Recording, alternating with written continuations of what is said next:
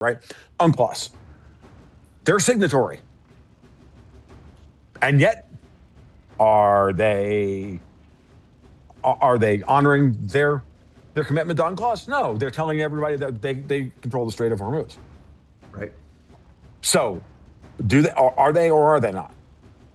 Period. Okay. Now, so they've pursued this policy. We have every right as the global community to say no. And if you look what Trump has done, the reason why everybody was against doing this was the fear of secondary, tertiary, and quaternary effects, second, third, and fourth order effects. Oh my God, what if the United States fails? Well, what I'm saying is that the United States, what they've been doing is they've been trying to tell us, gaslight us, because they know we play poker. What they're trying to do is they're trying to gaslight everybody into believing that the United States isn't always dealt in every hand, isn't always dealt aces. Like when the United States sits down at the geopolitical game board, at the geopolitical poker table, every turn, every hand that is thrown, they just deal two aces up top of the deck face down to the United States. Yeah. Everybody else gets whole cards. Right. Yep. They get whatever they get off the deck. Right. Okay. But the United States always has aces. You know, they get the top two aces off the deck, shuffle the other 50 cards, deal those out, flop them, and then try and beat. But it's all dependent upon this thing. And that's the board that they set up. And we said, no, we're not playing chess. We're playing poker. So Don Su, and we have Sun Tzu says, look, never fight on ground prepared by your enemy. Yep. They want to play chess. We're going to play poker. War, people. Right. We're going to play poker. Yep. Okay. It's that simple. Let's not quibble about the mechanics of the hand. It's just that they were playing one game and we're playing something else. And when you do that, it's a bluff. Brilliant. That's the way, and that's what Trump did. And everybody's mad because Chatham House rules of geopolitics, because of consensus politics says everybody has to play chess.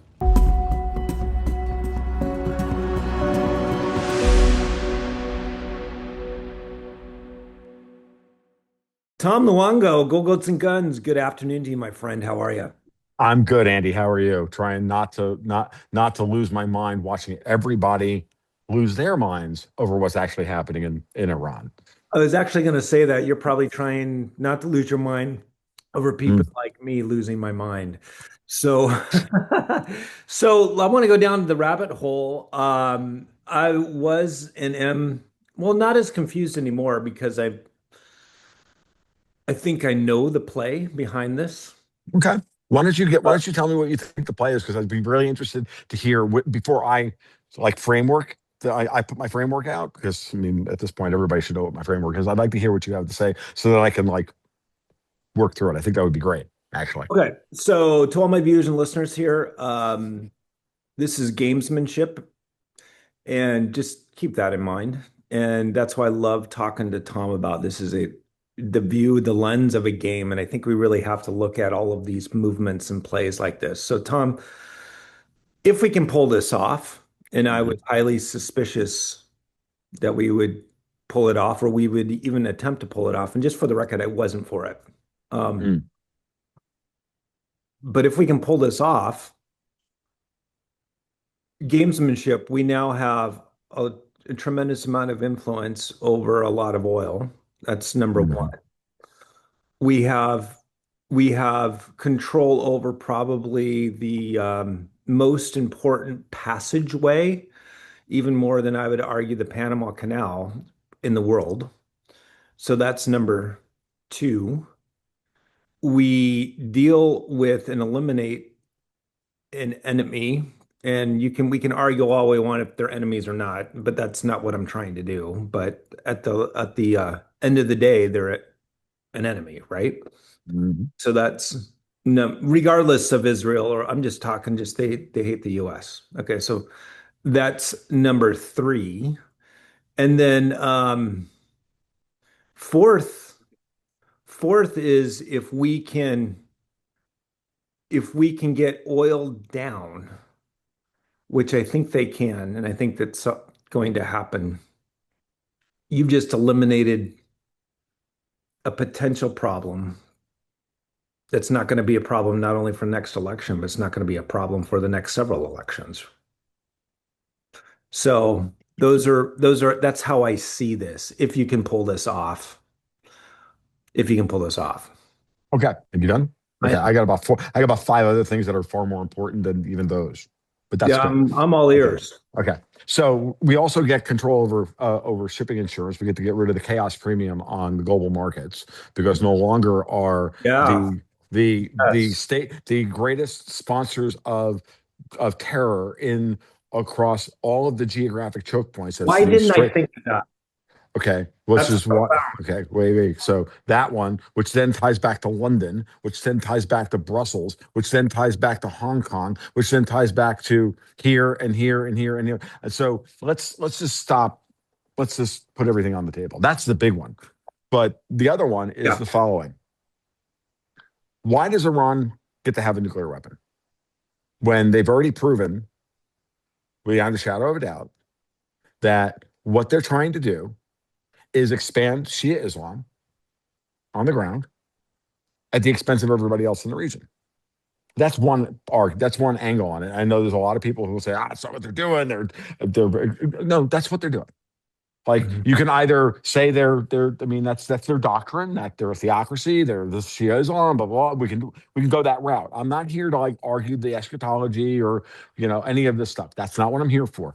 Right. But they have a plan. They have a doctrine. They execute on that doctrine. They fund a whole bunch of Shia militias all over the region. They kill our guys in Iraq, in Syria, in Lebanon. Right. They've killed our guys all around the world. Like, I was chatting with Dexter White this morning, and we brought this up just on this particular angle, and he's reminded everybody that we just defeated Saddam Hussein in the Gulf War in like I don't know 2 days.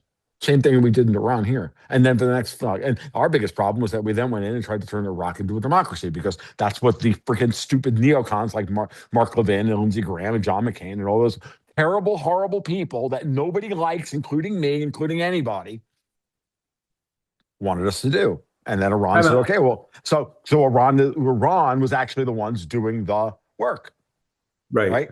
So Yeah. time out. Yeah. This is not in your thesis that you're telling me Mm. and about to tell me. This is not that. What's that? Yeah, So that's just part of the story here. Let's just go back and remind ourselves why it is that Trump has every right as the American president, right? To, we've been fighting in the Middle East for years. We've been ensuring global shipping through the U.S. Navy yeah.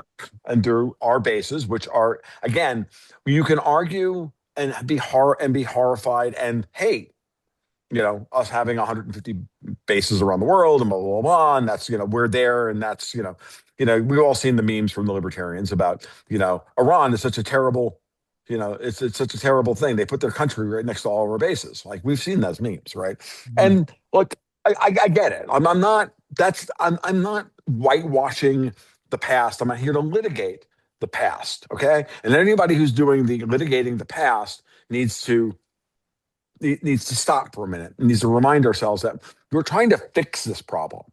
Mhm. Just because the United States and Britain and Europe and everybody else have been playing a very, very duplicitous game, and the Israelis have been playing a very duplicitous game around Iran for 120 years, does not mean that Iran is justified in any way, manner, shape, or form, blackmailing the world with disruption of global commerce and killing people in nuclear fire. I'm No. sorry, they don't. Okay. They can pursue that as a national strategy. And we, as the rest of the world, can go, sorry. And you can say, well, that's not fair. Well, who said life is fair? Yeah. So now let's back up for a second. Again, this is not about the logic of the individual's life, right? Joe Kenton, like the imminent threat thing. Imminent threat is irrelevant. Imminent threat is, Antifa coming to my driveway and, threatening to dox me and shoot my and poison my dog. That's Right. imminent threat. I've got the sheriff that I can call to deal with that problem. Who do you call? Who's the sheriff? We are. No, no. Well, no. We technically are not, Well, we've but we, acted as. but someone has to act that way when they get to a point where they have decided now we're going to go to the next level. And the next level is we have all of this enriched uranium. We've been lying about our pursuit of nuclear weapons. We've issued a fatwa. Yeah, well, that's nice. Then why do you have 462 kilograms of 60% enriched uranium, which we know, which which everybody knows is it's easy to go from that to weapons grade to the and then boom and then all of it. Now the question is, of course, do they have the miniaturization technology to put it on a missile and or what are they going to do with it? It's fine. That's an issue like everything else. That's mechanics. The reality is that they continue to pursue that as a means of blackmail and as a negotiating tactic in order to get something that they don't deserve, which is they want control of the Straits of Hormuz. In order to do what? Threaten everybody with global blackmail over global commerce so that they can continue to do whatever it is that they think they have every right to do, which is to spread Shia Islam by the sword, the gun, or persuasion around the world. You can argue with that, and I'm being generous when I say that's their reasoning. I happen to just think that they're working with the same old colonial powers that have been extracting all the wealth of the world for themselves, and running guns and drugs and everything else. But I mean, maybe Iran has their own agenda that's Let's adjacent, that's find parallel out. to and adjacent to whatever the remnant of the British Empire wants, what the Europeans want. And everybody's like got their angle, right? And you have a big Venn diagram of incentives. And it all comes down to, hey, if we control the choke point, we control the choke point of the world, and we have a nuclear weapon with a 3,000-mile throw weight on it. We can reach the Straits of Malacca, London, Yeah. Bosporus, Gibraltar, everything except the Panama Canal as all the geographic choke points around the world. Now, let's go back to basic Mackinder heartland theory and what's dominated British foreign policy for 300 years or 200 years, which is control all the choke points, Yeah. control the flow of money around the world, not even necessarily controlling the they don't care about the commodities themselves. They care about the control of money. They can care about the flow of money around the world. So that's oil, gold, silver, clearing, settlement, contract law, blah, blah, blah. All of those things all flow through City of London. Yeah. Every bit of it. Yeah. Can't argue with it. Can't yell. Can't deny it. You have to deal with it. Yes, there are outposts in New York. Yes, there are outposts in Singapore, Hong Kong, Zurich, Brussels, Tehran, Dubai, blah, blah. Yeah, absolutely.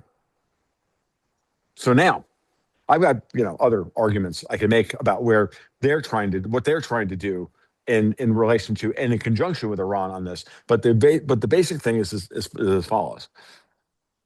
Do we want more or fewer nuclear weapons in the world? Fewer. Fewer. I think everybody would agree with that. Except for the people who are right now justifying all of Iran's actions, saying they get to have a nuclear weapon. Because if Israel gets to have nuclear weapons, then Iran gets to have nuclear weapons. Yeah, I didn't think about that. And if Pakistan has nuclear weapons, then Iran gets to have nuclear weapons. Has I didn't anybody think about that. You're right. has anybody just stopped and said, yeah, no, I don't want Iran to have a nuclear weapon, and I don't want Pakistan to have nuclear weapons. I don't want Israel to have nuclear weapons. I don't want the Russians to have them. I don't want us to have them. I don't want anybody to have them. So I've been looking at this, and I think Trump has made this point abundantly clear that he hates nuclear weapons. He's only been saying it for about 40 years.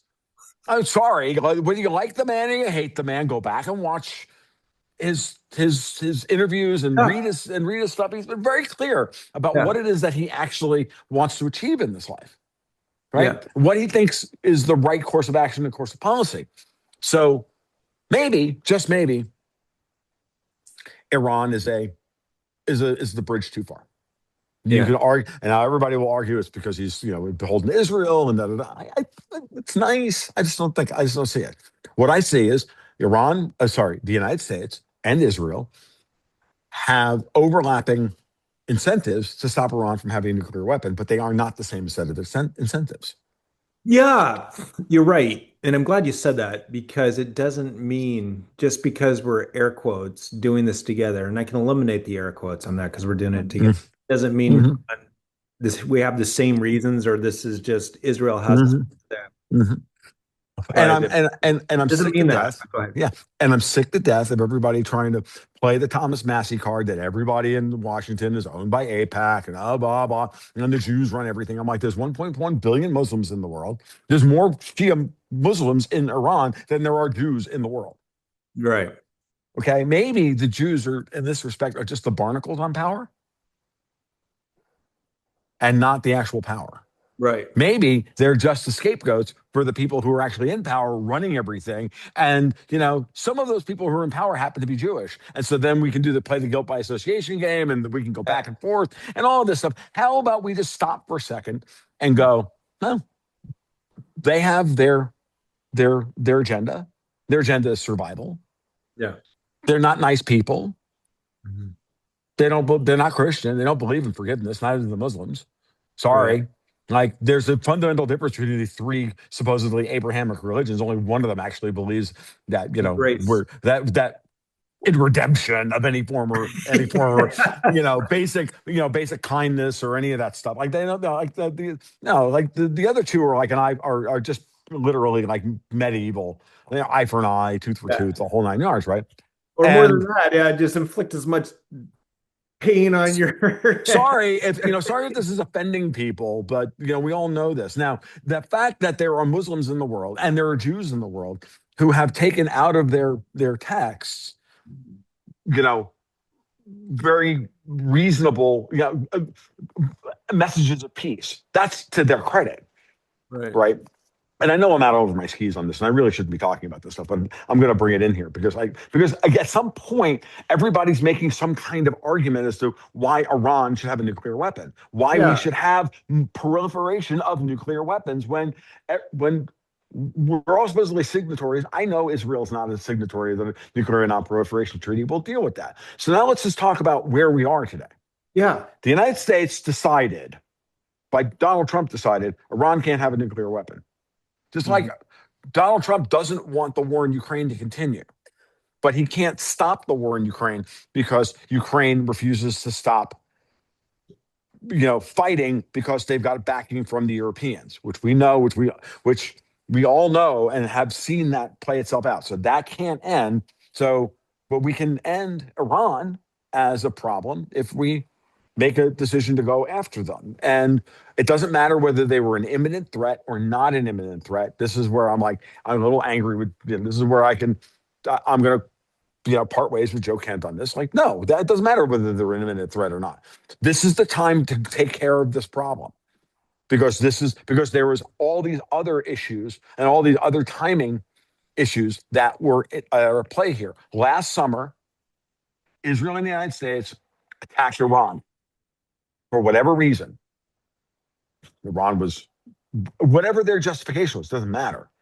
Okay. It really doesn't matter. And I know some people, and I can hear the people in the audience, oh, God, it does matter. No, it doesn't matter. It doesn't matter because Iran is not an honest broker.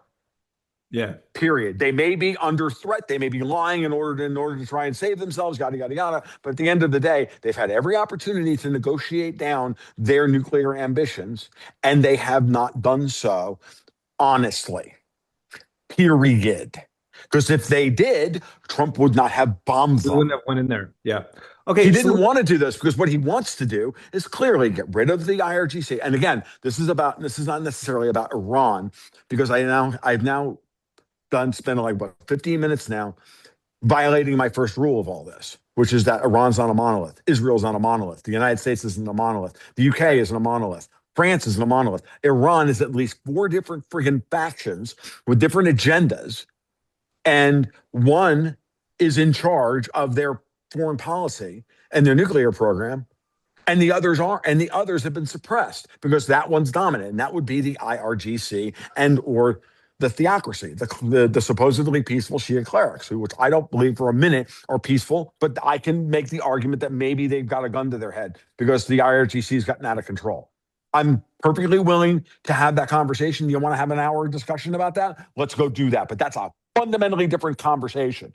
So let's Right. just get down to brass tacks. The IRGC is pursuing a nuclear weapon. They pursued a strategy of axis of resistance around the Middle East in order to threaten and blackmail global shipping and engage in what affect our acts of piracy against UNCLOS, which they are the universal national law of the covenant of the sea, right? UNCLOS. They're signatory. And yet, are they honoring their commitment to UNCLOS? No, they're telling everybody that they control the Strait of Hormuz. Right. So, are they or are they not? Period. Okay. Now, they pursued this policy. We have every right as the global community to say no. And if you look what Trump has done, the reason why everybody was against doing this was the fear of secondary, tertiary, and quaternary effects, second, third, and fourth order effects. Oh my God, what if the United States fails? We've all been gaslit into believing that the United States, we've all been gaslit into believing that the United States is not powerful enough to take on Iran. Why? Because Iranian propaganda is really fucking good. Yeah. I believed that shit until June 12th of last year. And then on June 12th, the United States and Israel, really just Israel, performed one of the greatest combined arms and intelligence operations, human intelligence operations in the history of the fucking world, and caught Iran with their pants down. Right? Well, The United States, this You happened. hear that. And now this happened, right? Israel did that. The United States defended Israel, came in at the end. Trump ends the war by bombing Fort Allen, Natanz, and says, I'm going to get what I want out of this. Yeah. And Iran was proven to be, for the most part, a paper tiger. Yeah. Okay. Now, they immediately... Okay, before you go into that, because this is a great thought. I want to pull on this thought some more. Sure. But I want to just revisit the past 4 weeks. And just on the record. Okay, but just give me a second. Okay, so on the record, when this first started, I'm texting with my friends, like, what the hell, and all this. And also, I'm on the record and I maintain this. I'm against war. I'm against war. I don't want to. Who isn't? Yeah, right. Yeah, and I'm not saying you are or anybody else. Like, this Gold Goats and Guns does not say I don't kick puppies. Like, sorry. Of course, no rational person is for war. Yeah. Obviously. That being said, I want to know the why. And here, this is what I told my friends. And this is what I told my friends. And I had a lunch with a really good friend of mine. We talked about this. So this is what I told my friends. Either Trump got really bad intel and he's wrong. That's scenario number one. Scenario number two, he's right.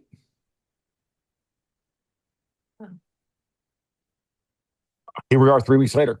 Yeah. Okay. Exactly. Now here's it. Again, I'm divorcing ethics. He's right. And you can make it if he was right, you can actually make an ethical argument, right? Of course you can. Which is kind of what I'm doing. Which is what you're doing. Okay.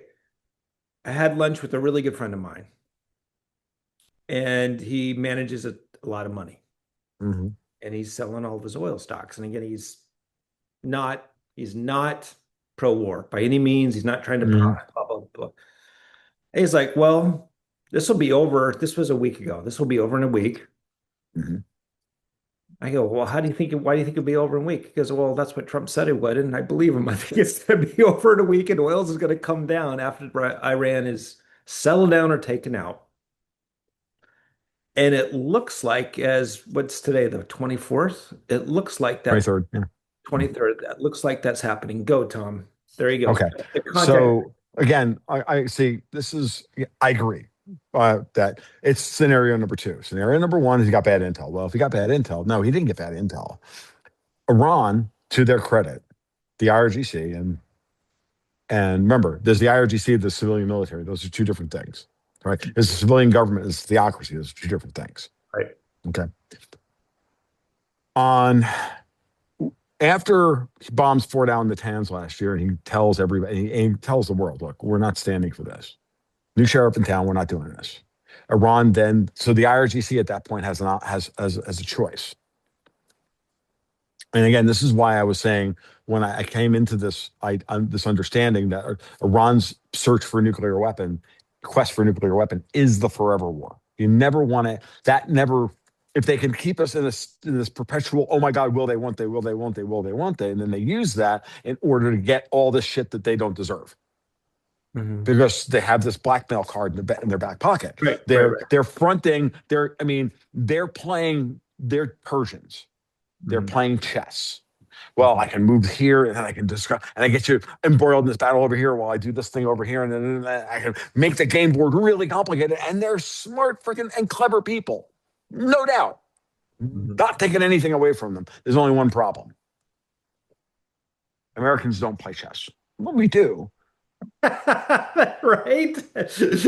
Oh, what's our national game? Football. No, But it's not baseball either. Ain't hockey, ain't basketball, it ain't anything else. It MMA. is Texas fucking Hold'em. Hold'em. Right. Okay. It's Got poker. it. It's poker. And it's not 5 card draw and it's not 7 card stud. It's Texas fucking Hold'em. Um, Now, when you understand that we're playing Texas Hold'em and Iran is playing chess, right? The Brits play, I don't know, cribbage or so, whatever they play. They have their game, right? It's they really just they just like play. They like playing chess as well. We don't play chess. If any, and if we do play chess, we like to play speed chess because we're Americans and we have shit to do and we don't want to take 27 days to play a goddamn game. We're like, no, let's get this thing over in 6 minutes. right. Go, go, go, right? Then we play speed chess, right? So, because that kind of shit really sharpens the mind because you got to make decisions fast. Right. No analysis paralysis, no bullshit. Just play the goddamn game. It's your turn, go, Yeah. Yeah. right?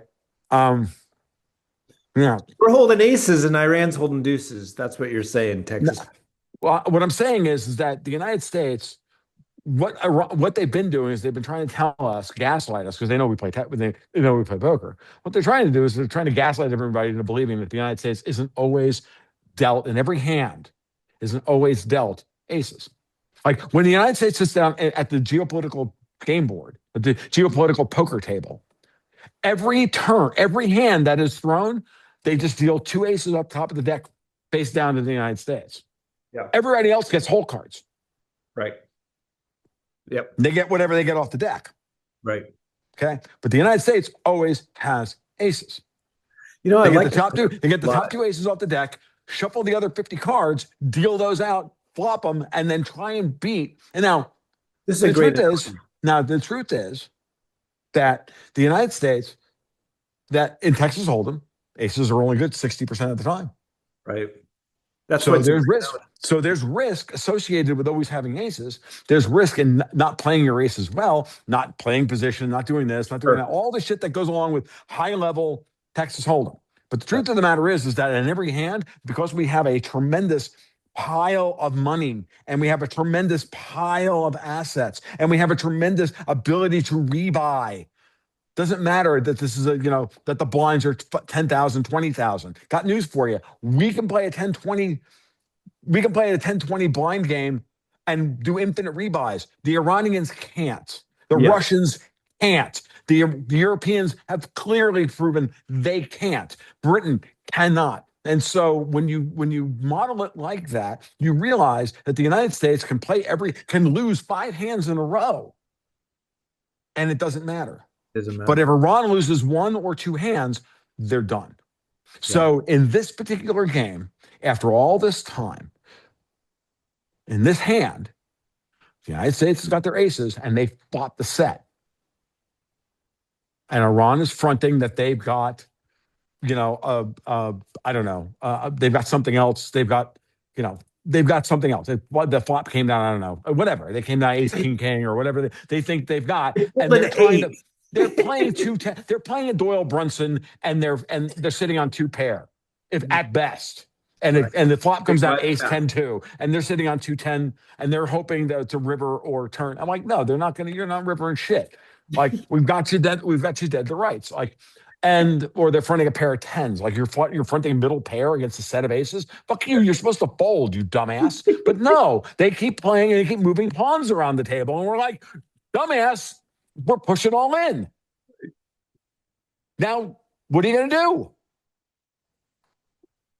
This is a way too down the line in terms of that metaphor. I just like to make it simple. I wrote I this in a think tweet to it's a somebody the great other. example. It's I think this is so. I think that it's even simpler than that. I said this in a tweet to somebody the other day.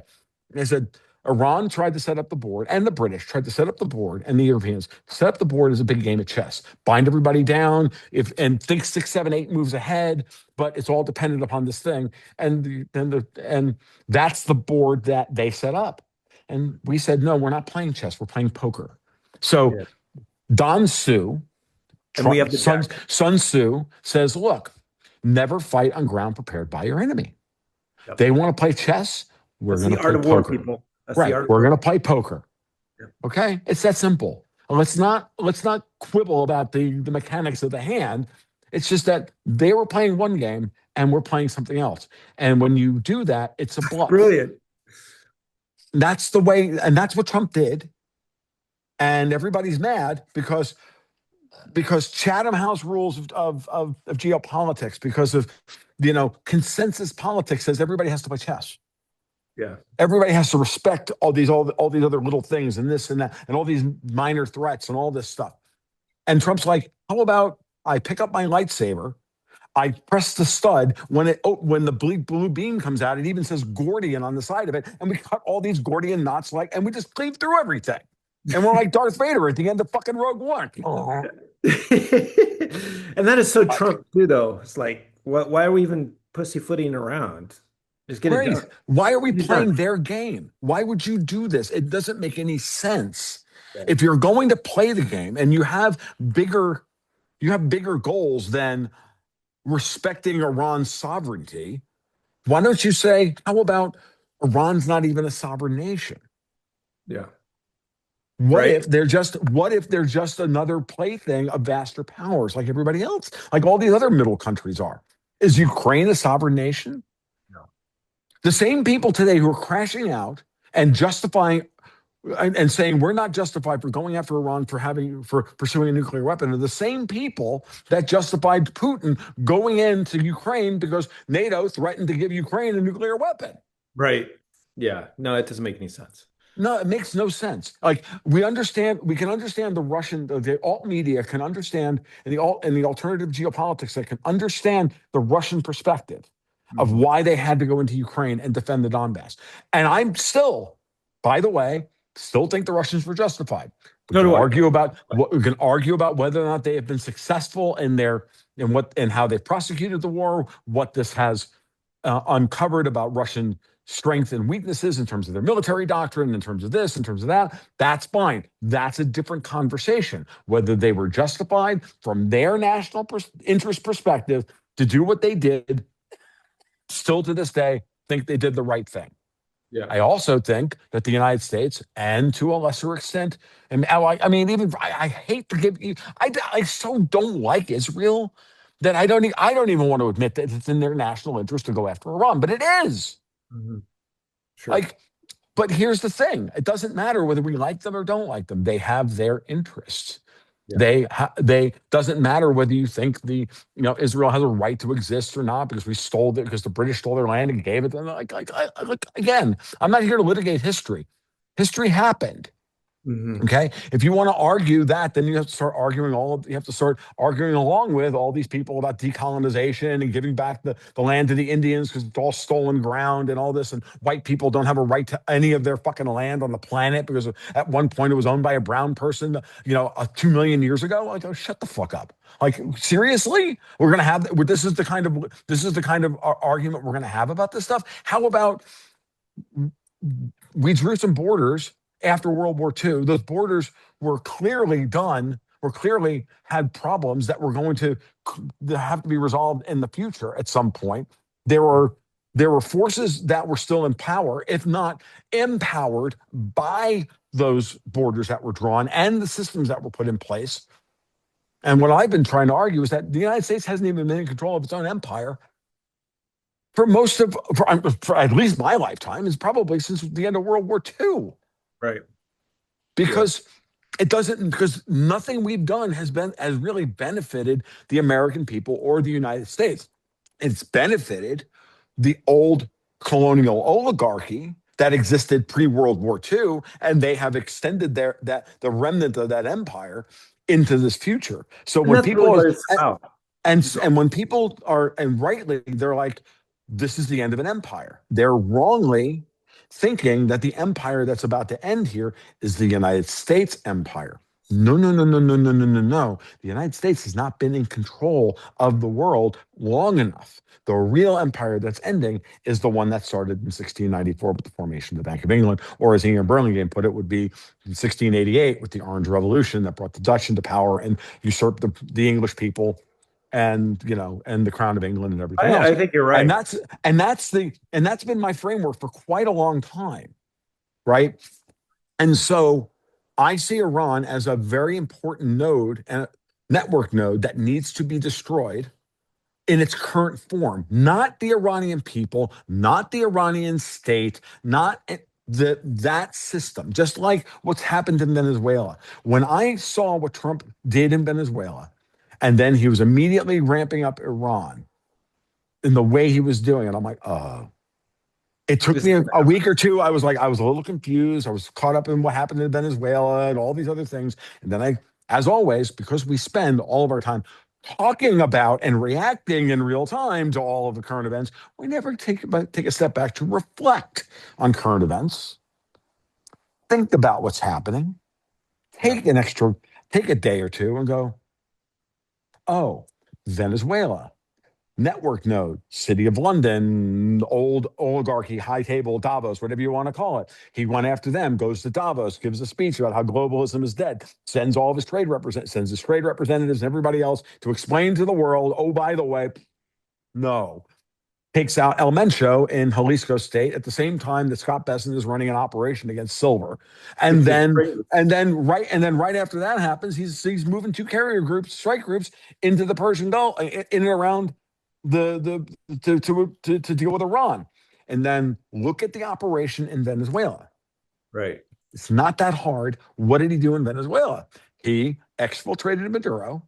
He Yeah. negotiated with And his Maduro. wife. And his wife. Right. He negotiated with Maduro for weeks.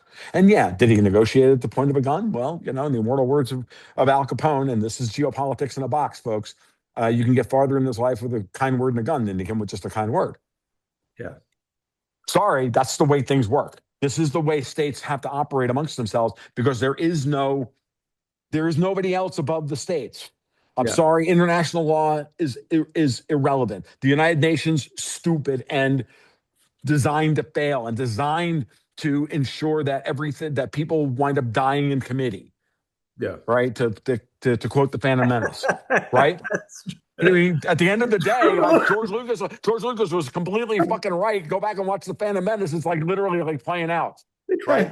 It's Like true. here we are. It's a taxation of trade routes and you know Right. the Strait of Hormuz, right? Okay. Well, and then the So thing is now look what's happening in Cuba. Cuba's that's following, but that plays into the narrative really well. It's basically we're in control of our own hemisphere and we're in control over the world's assets.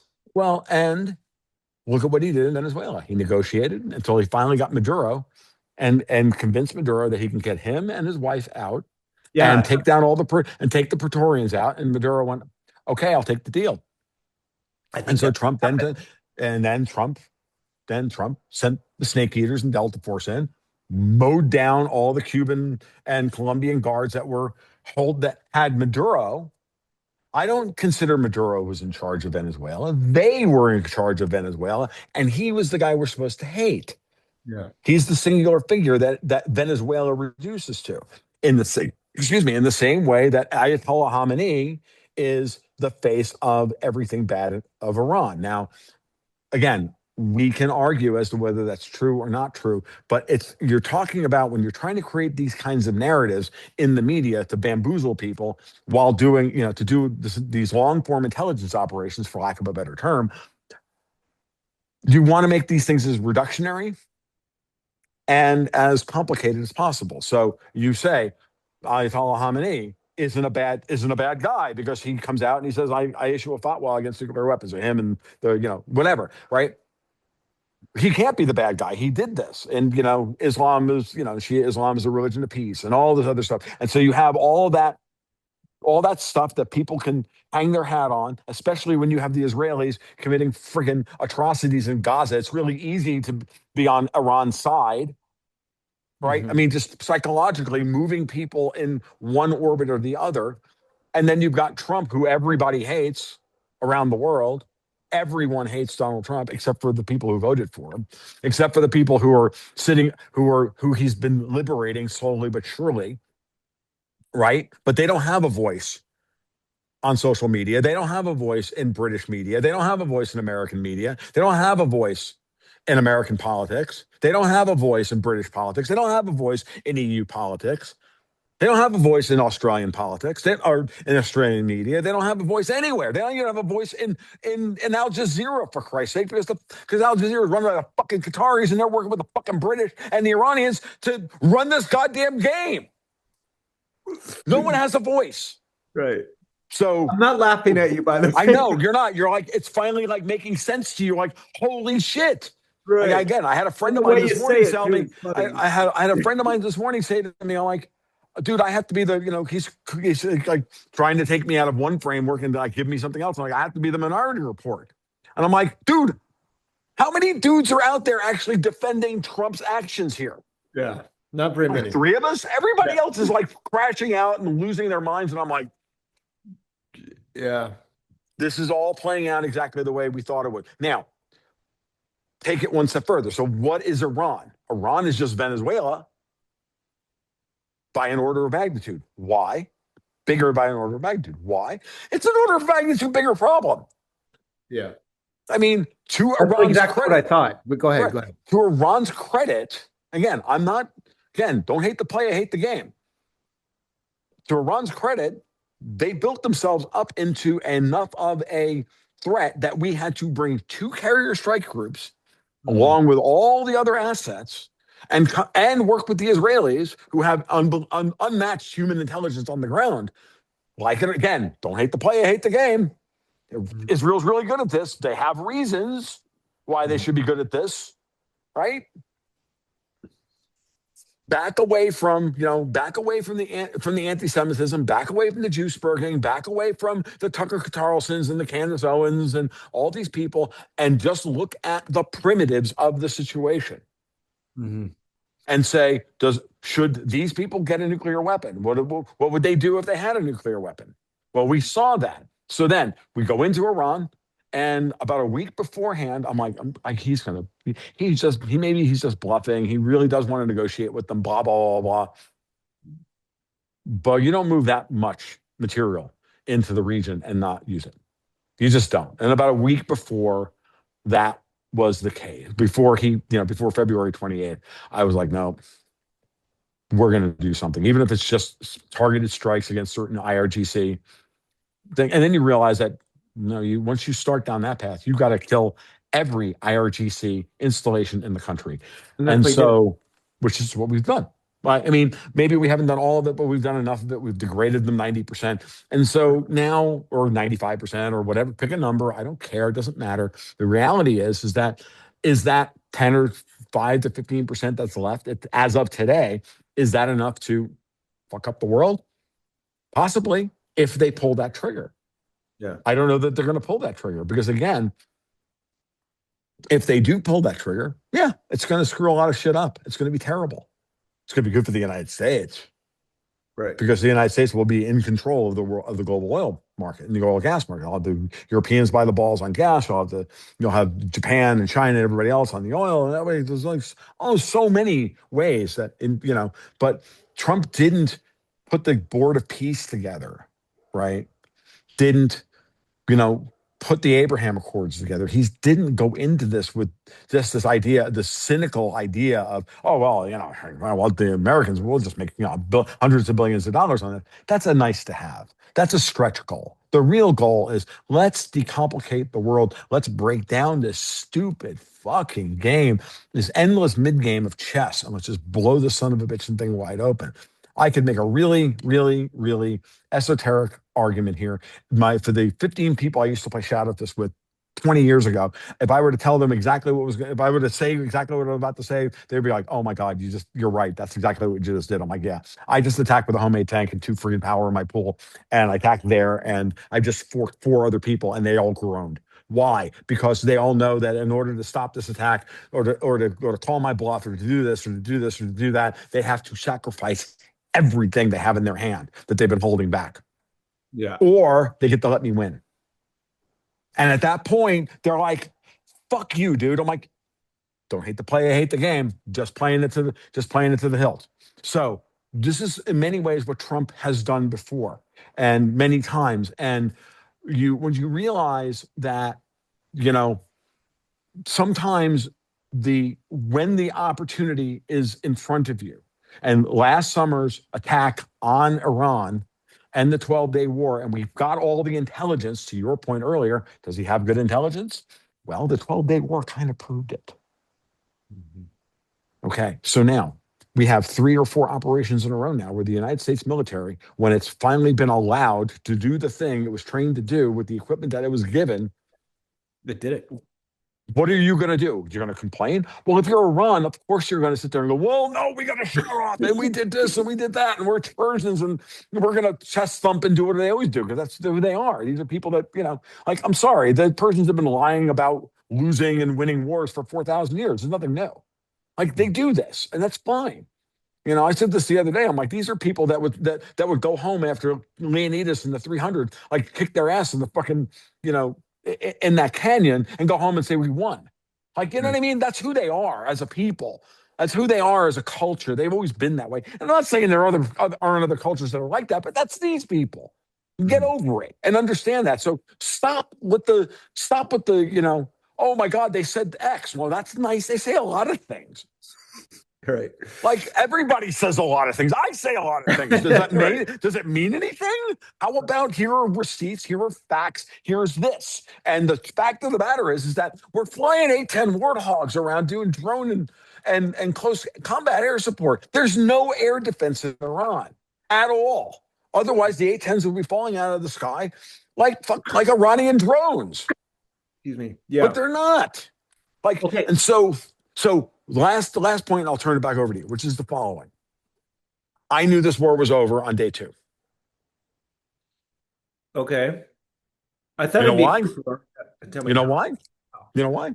Because they immediately started threatening to close the Strait of Hormuz.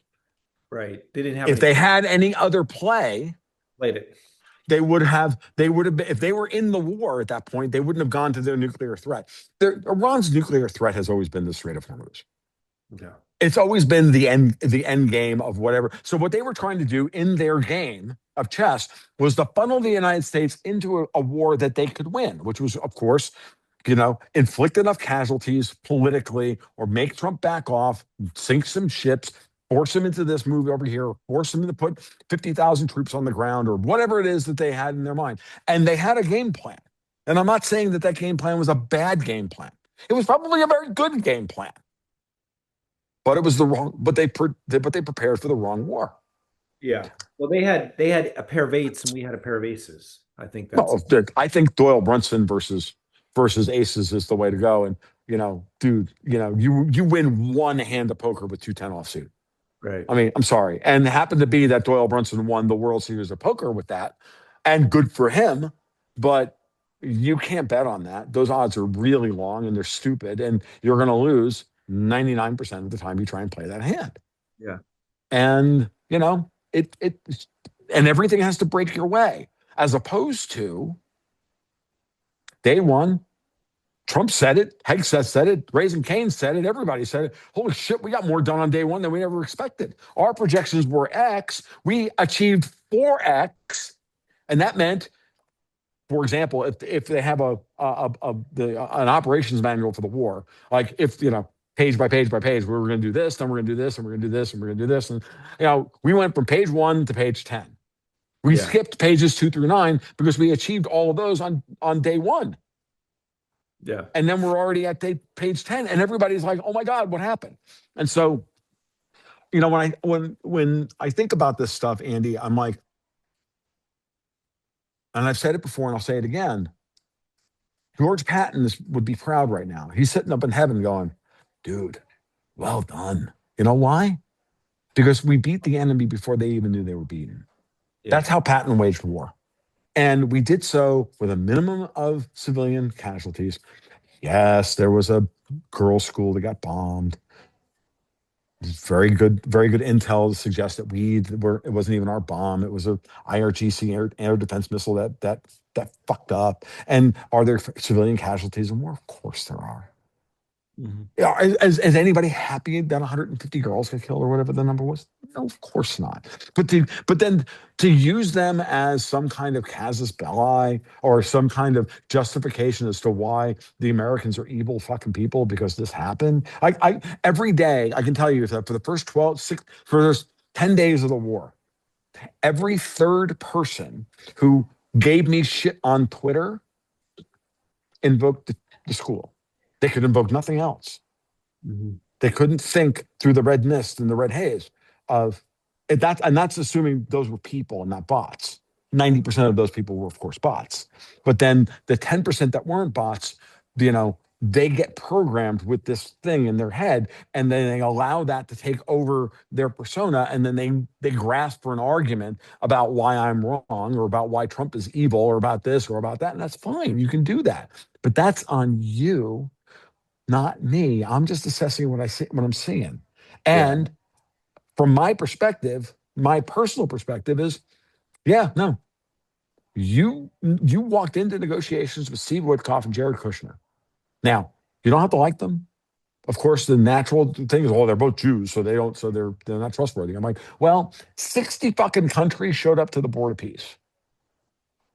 And that was Witkoff and Kushner. All of these trade deals, Witkoff and Kushner. Okay?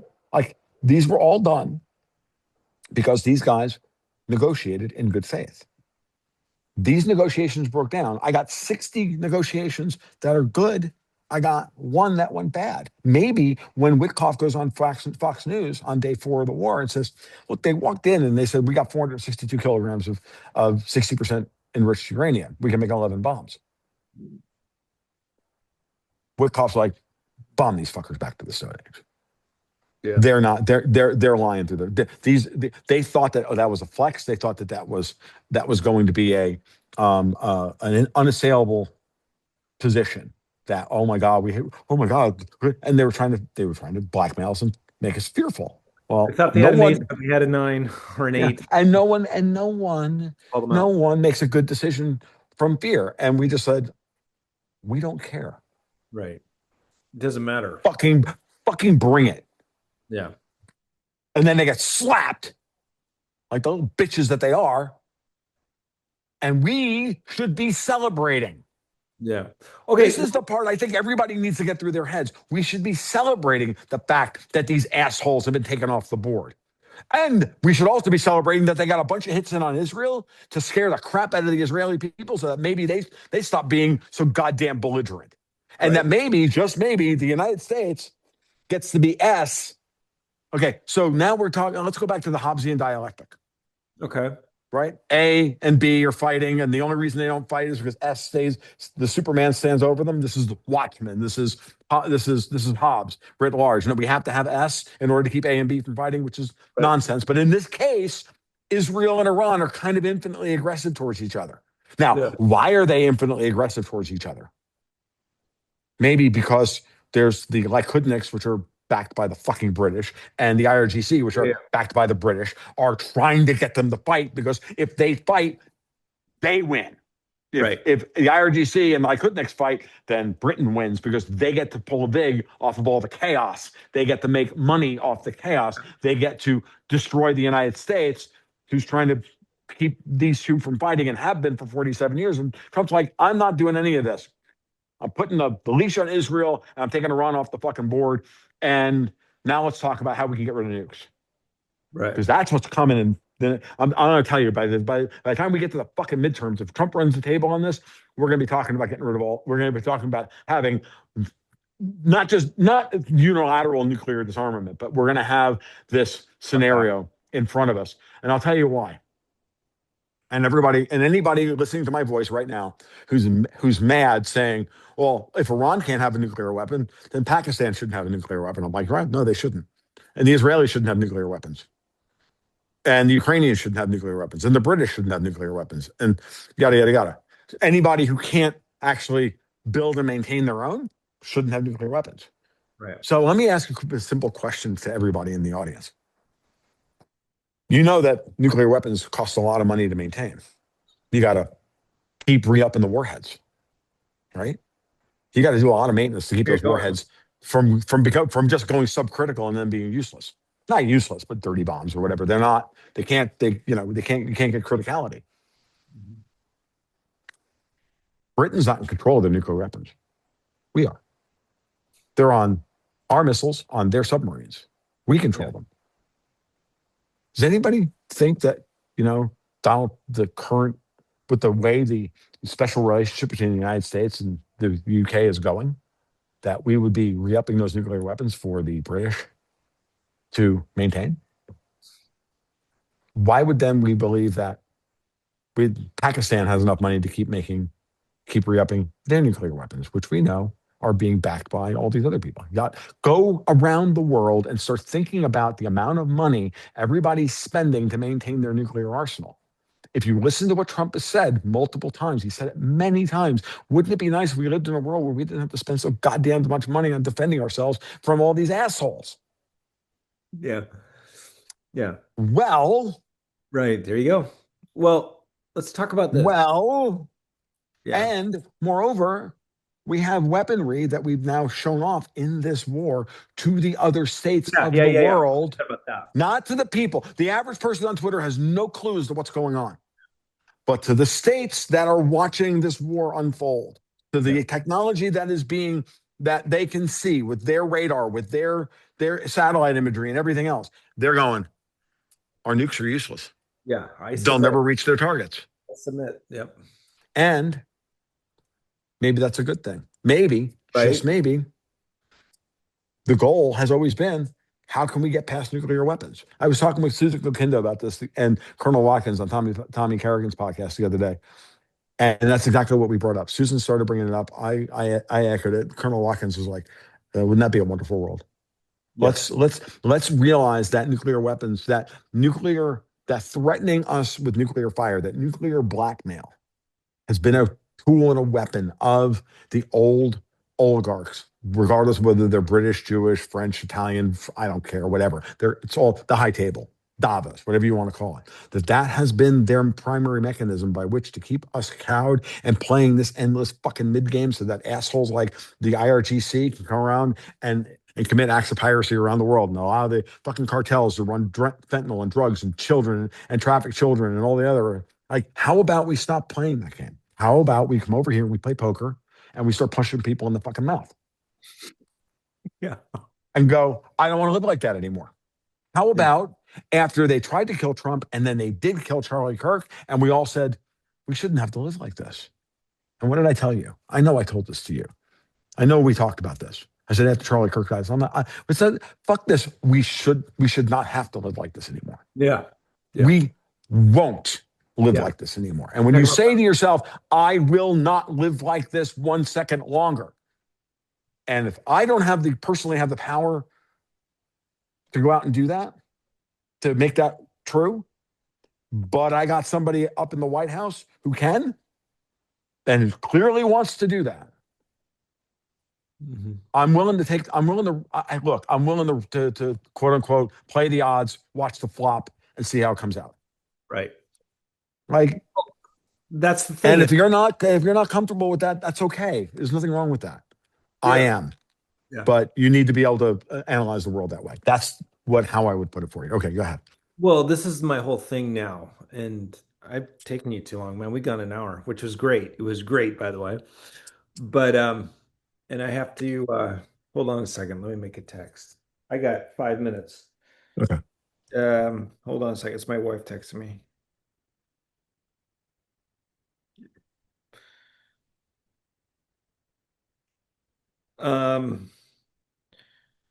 Hold on.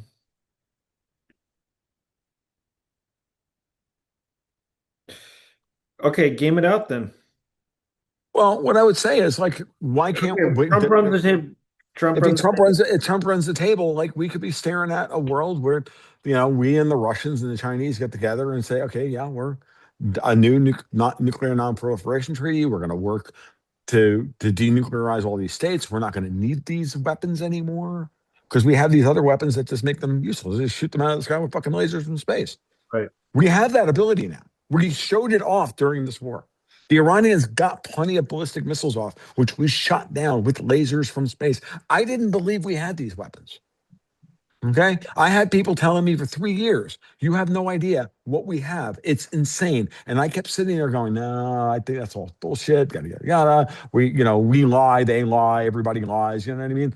I'm like, I wanted to assume that the propaganda was only 20%, biased in every direction, meaning we're 20, that Iran's, at best they've got 20% more than we want to tell. We want the world to believe we've got Yeah. 20% less together, all that stuff. And then, no, it turns out it's all in order of magnitude. Okay. So game that out. That's let's say that's over. And Mhm. then Well, I oil mean, from prices a probably get unless it's from an collapsed. economic standpoint, and from a humanity standpoint, all of a sudden we don't have to spend nearly as much money on freaking defense as we did before. We can bring that. We can bring all the bases. We can, take the bases down. We have to take out the layer of money that fuels all of this stuff. And if you listen to what Scott Bessent is saying, he's saying, look, 50 days worth of, I mean, it's almost like he Yeah, watches yeah, my freaking podcast. 50 days worth of higher oil prices for 50 years of not having to worry about an Iranian nuke. yeah. Well, think about that, and then the Ron Paul objective is accomplished, right? Hmm. Hmm. Yeah. And it's not Ron Paul that did it. It's of Yeah, course yeah. Donald Trump Well, because right, you have to have somebody like Donald Trump who's willing to play the game at the level that's that the game needs to be played at, which is these are mob bosses, and this mob boss happens to have control over the most powerful military in the world by an order of magnitude. I remind everybody, the biggest air force in the world is the United States Air Force. The second biggest air force in the world is the United States Navy. right. The Right. second largest navy in the world is the U.S. Marine Corps. Right. Okay. Yeah. That's where we are. And I understand that the Iranians, the Russians, the Chinese, and everybody, yeah, like I get the propaganda war that they waged. I get it. As a matter of fact, if I were them, that's what I Do would the have same done. thing. I'd Yeah. have done the same thing. I'm not stupid. Like you play the cards you have, you play the hand you're dealt, you play your cards, you play the game. Yeah. But when the other guy is like, I mean, when the other guy's okay, even if it's not poker, even if it's I don't care, pick some fucking crappy Euro game like Castles of Burgundy. I get to start with 100 points, and you have to beat me. Yeah. You're not going to beat me in a game of Castles of Burgundy. At 210, all I got to do is come up with 110 points. I can do that in my sleep while eating crayons.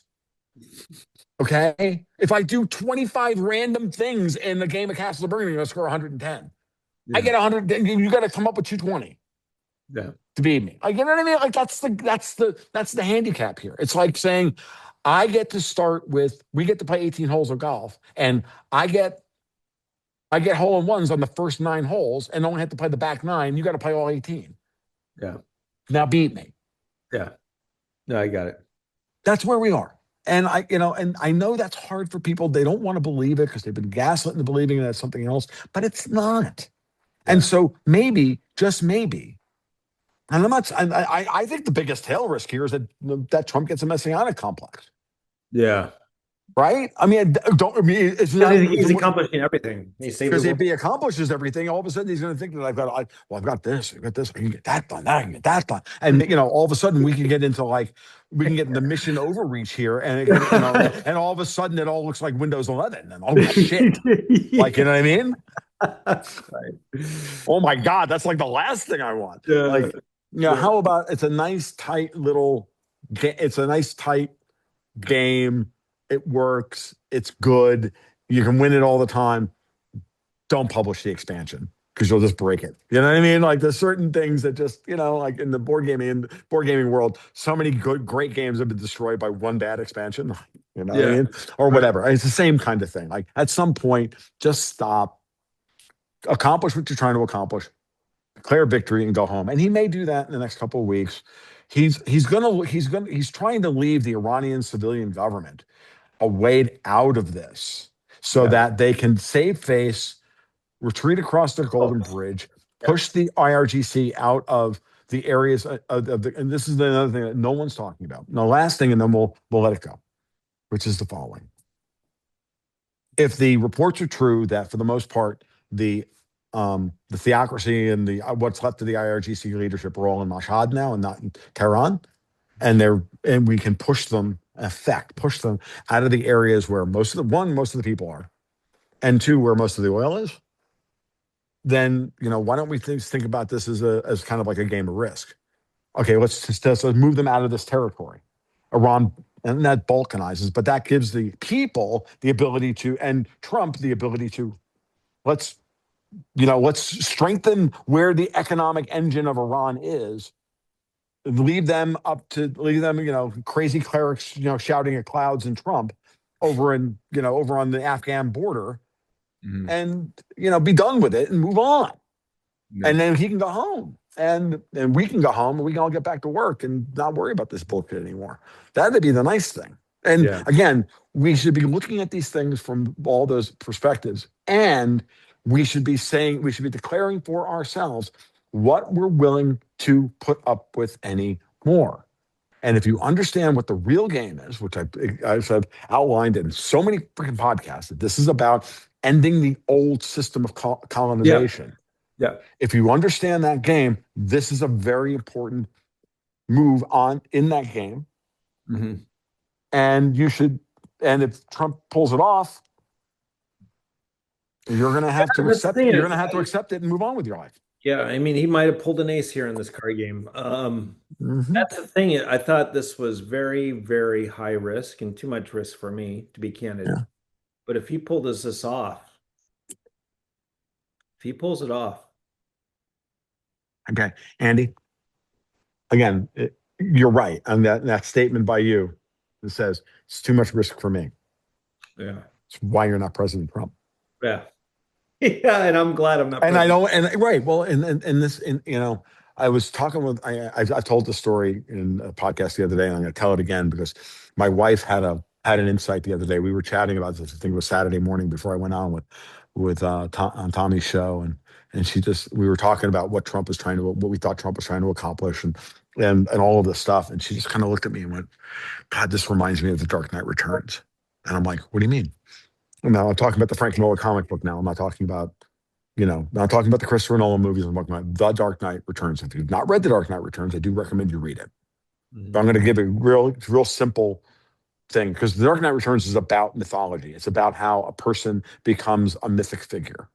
And it's about a Batman at the end of his career has come out of retirement to fix the world one last fucking time. Right? Mhm. The Dark Knight Returns. He's been retired for 20 years, and they riffed on that in the Snyderverse movies with Ben Affleck. It's a definite homage to Frank Miller in there. There's freaking whole shots like there's like panels in BVS, Batman v Superman, where it's like we all geeked out over. But what's important here is that in that world of Miller's world of Batman of Gotham City, the new Gotham City commissioner, a woman, I believe it's Ellen Kyle or Ellen Keel, something like that, says, I'm going to bring down the Batman. The state, in effect, the state has to, Gordon was wrong. The Batman has to be taken down because the state has to protect itself. Right. And when all is said and done, and he's done his thing, and I'm not, read the comments, it's brilliant. She says, I can't judge him.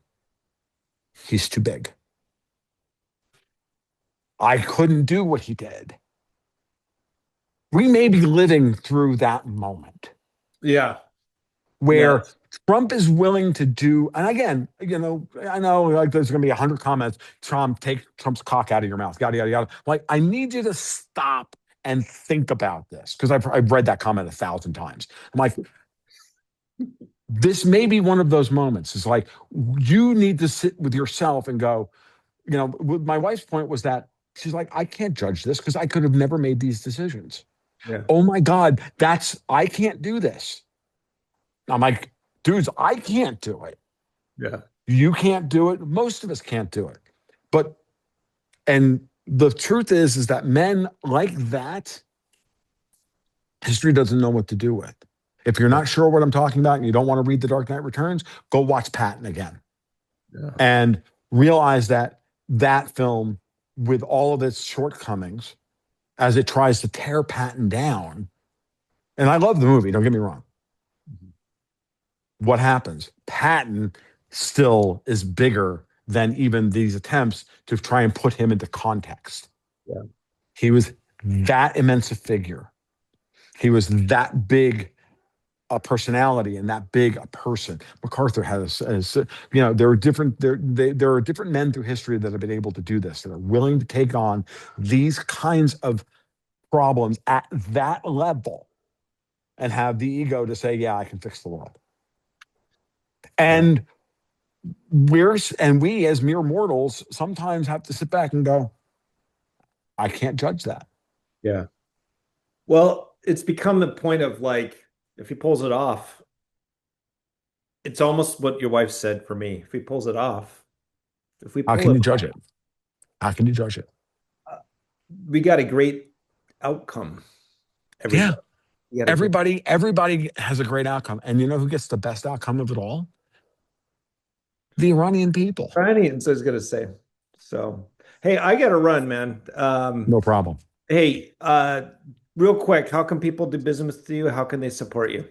Sure, you can go to Patreon/Gold Goats and Guns. You can hang out with me on Twitter where I'm horrible. There's a link in my Twitter bio and all that stuff. But that's basically it. Just go, TFL1728 on Twitter, Patreon/Gold Goats and Guns. Sign up for the newsletter, sign up for the market reports. You'll hear more of this every day and twice a week and all the rest of it. And we'll continue to have the conversation about, this. One of these days I really want to get into a post-Trump world. I really do. But we're not there yet. So. Well, Tom, it's always a pleasure. Let's get you on soon. You got to run too. You're traveling, but let's chat when you get back. I really look forward to seeing you, my friend. Sure, and we're going to see each other in a little over a month down in Atlanta. It's going to be great. If you miss Tom where he's going now, if I can say it, Tom, in Calgary. If you miss him there, oh yeah, absolutely.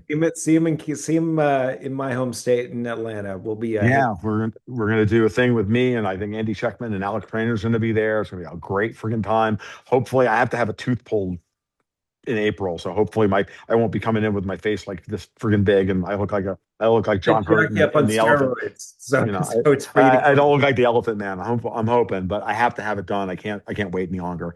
So been waiting way too long to get this done, so I need to get it done, and we'll go from there. That also means that I'm going to you guys will not be sick of me by that point because I'm going to take most of April off. So, all right, you guys be well. You take care. We'll talk soon. Thanks, my brother. Bye bye.